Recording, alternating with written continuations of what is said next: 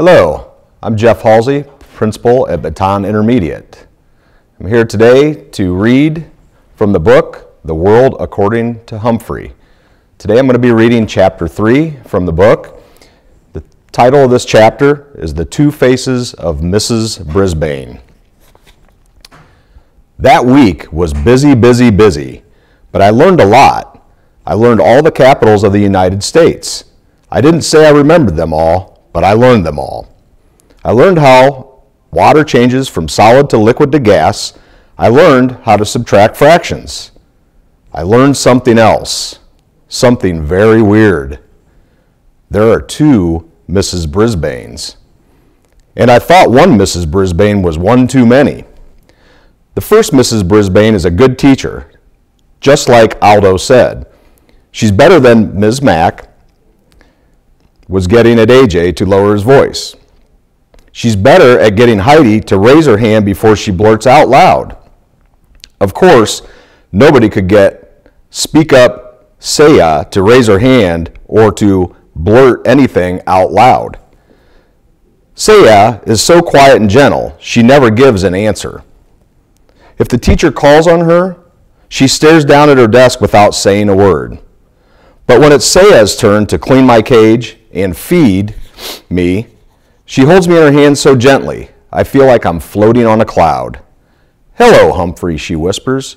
"Your fur is so beautiful." I always feel calmer when Saya holds me. She's so nice, I wish Mrs. Brisbane would leave her alone. Ms. Mack hardly ever called on Saya once she realized how shy she was. But Mrs. Brisbane calls on her all the time. She won't leave her alone. "Saya, speak up, please. I know you know the answer," she'd say while Saya stared at the top of her desk as if she were watching a TV show there. But I was shocked when Mrs. Brisbane got annoyed with Saya, sweet, shy Saya, and said, "You will stay in during recess." Saya still stared down without moving a muscle, but a minute later, I saw something wet drop from Saya's eyes to the tabletop. I hated Mrs. Brisbane. Of course, I don't go out to recess. In fact, I'm glad, since it's a great time to catch up on my sleep. So I was there when Mrs. Brisbane talked to Saya, and I was all ready to squeak up on her behalf, if necessary. Mrs. Brisbane brought a stack of papers to the table and sat down across from Saya. "Saya, you think I'm being mean to you, don't you?" Saya slowly shook her head no. I heartily nodded my head yes, but no one was looking at me. "But I wouldn't call on you if I didn't know that you know the answers," the teacher explained. "Look at your papers and tests. You get 100% on everything: spelling, science, geography, and arithmetic. Your vocabulary is excellent, but I have never heard you speak. Can you tell me why?" I checked my notebook and I was pretty impressed. I only got an 85% on the last vocabulary test. This girl is smart. Saya still did not speak. "Saya, I'm going to have to send a note home to your parents. Maybe they can help me figure out what to do," said Mrs. Brisbane. Saya looked up very frightened. "No, please," she said. Mrs. Brisbane looked surprised. She reached over, patted Saya's arm. "I won't send a note now, if you'll promise to try." Saya looked back down at the desk and nodded.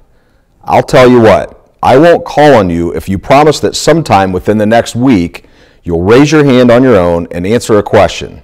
Is that a deal?" Saya nodded very slowly this time. "You have to say it," Mrs. Brisbane told her. "Deal," Saya whispered. "Terrific," said Mrs. Brisbane, smiling. Now, how would you like to erase the board for me?" Saya jumped up and hurried to the board. All the students in room 26 liked to erase the board for some reason. Mrs. Brisbane was sure hard to figure out. She hadn't been mean to Saya at all.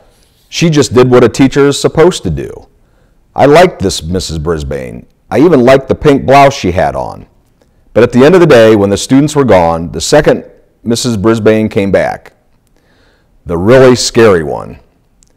She straightened up the room and came over to the window to close the blinds. I could only hope that Aldo would open them for me later. She looked down and saw that the table around me was messy.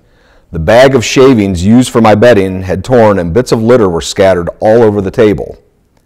Garth had done the cleaning and left the lid off my treats box. The whole table looked untidy. "Good grief," said Mrs. Brisbane in a very unhappy voice. I decided to take a spin on my wheel. Usually that cheers people up, but not Mrs. Brisbane. She started to clean the table, getting paper towels and cleaning spray and muttering to herself the whole time. "Not my job," she grumbled. "These children are not responsible. All I need is somebody else to take care of. Some rodent." Nobody says rodent quite the way Mrs. Brisbane does. Then she looked down at me with angry eyes and said, "You are a troublemaker, and somehow I'm going to get rid of you." Then she grabbed her purse and her papers and stormed out of room 26. For once, I didn't mind being left alone. I didn't even mind the tick, tick, tick of the clock. I was just glad that the second Mrs. Brisbane was gone. I was worried about what she said, but I kept my mind occupied by practicing my vocabulary words until the light was completely gone. If, say, I got 100% correct, why couldn't I? Then I sat and waited. Suddenly, bright lights blinded my eyes as the door swung open and a familiar voice roared, "Never fear, Aldo's here." Aldo rolled his cart over to my cage and put his face right down next to mine. "How's it going, Humphrey?" he asked.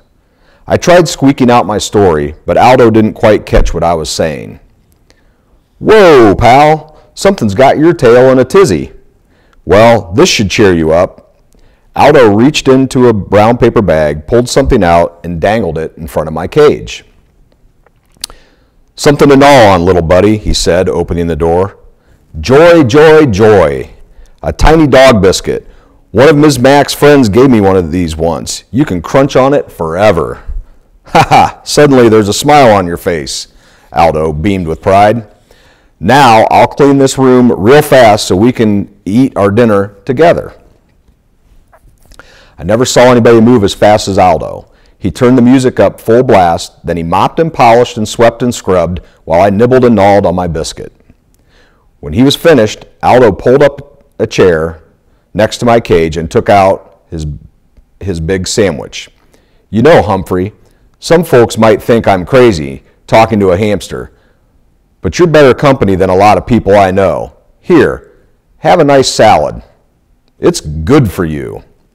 He tore off a tiny piece of lettuce and pushed it through the wires of my cage. "Thank you," I squeaked. "You're welcome," said Aldo. "So, what were we talking about last night? Oh yeah, loneliness.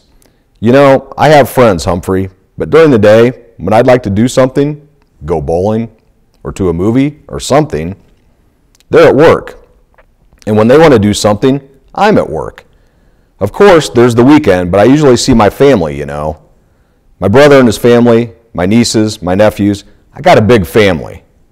Suddenly, Aldo bopped the side of his head with the palm of his hand. "Whoa, Humphrey, I never told you. My nephew. He's in your class. Ritchie Rinaldi. He sits over there." He pointed to the far side of the room. "He always has the neatest desk in class. He'd better, or he will hear from his uncle. Do you know him?" "Of course," I squeaked. "Repeat that, please, Ritchie." "One of the nicest boys in the class, but he mumbled a lot and usually had to repeat something 2 or 3 times to be understood." Aldo crunched his bag and tossed it into his trash can. "Well, I'm out of here. You know, they got a frog in room 16, but he's not good company like you are. He sings nice, though." "Sing? I'll sing for you, Aldo," I thought. "Squeak, squeak, squeak." "Don't worry, I don't like him nearly as much as you, my friend," Aldo said. He opened the blinds to let the light in. Just as he was going out the door, Aldo said, "See you next week, Humphrey." "Next week?" A cold chill came over me. Tomorrow was Friday.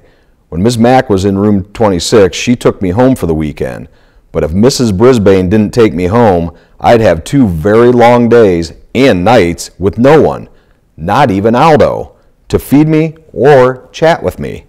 Even worse, what if Mrs. Brisbane did take me to her house? What fate would await me there? I had plenty to keep me busy the rest of the night, worrying about Mrs. Brisbane and how she planned to do away with me. Ms. Mack, please come back. Tip for Chapter 3. Hamsters enjoy a change in routine.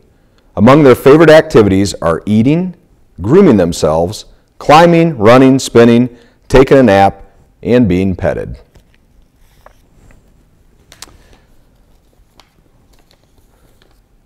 Have some questions from Chapter 3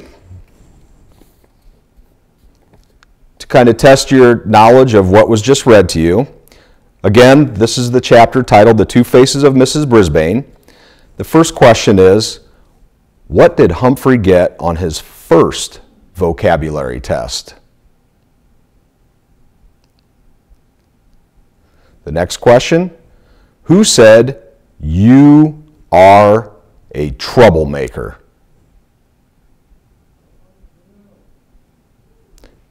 Question 3, what did Aldo bring Humphrey the second night? And question 4, what kind of animal lives in room 16? Hope all of you enjoyed Chapter 3 of The World According to Humphrey. I want to thank you for letting me read to you.